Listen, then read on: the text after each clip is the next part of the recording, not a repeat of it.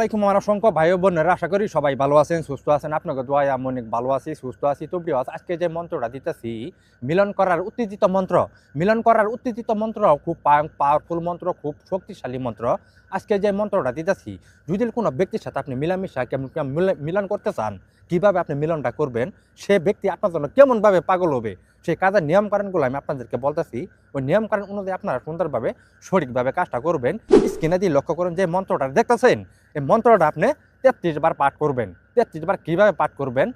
একটার পরে ছেলে হোক মেয়ে হোক, যার উপরে আপনি মন্ত্রটারে প্রয়োগ করবেন, সে ব্যক্তির এক টুকরা কাপড় নিয়ে আসবেন।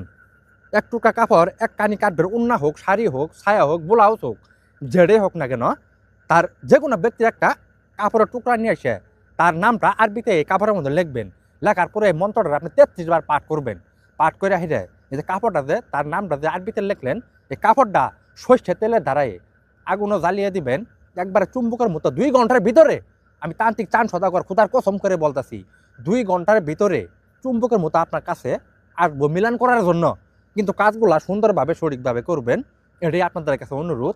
আমরা ভিডিওগুলো যারা দেখবেন, ভিডিওগুলো সবার সাথে শেয়ার করবেন, কমেন্ট সাবস্ক্রাইব করবেন, আর আমার জন্য সবাই দোয়া করবেন। কাজটা করবেন কিন্তু আজ একটার পরে শরীরটা পাকের অবস্থায়, সুন্দরভাবে শরীরটা পাকের অবস্থায় আজ একটার পরে কাজটা করবেন।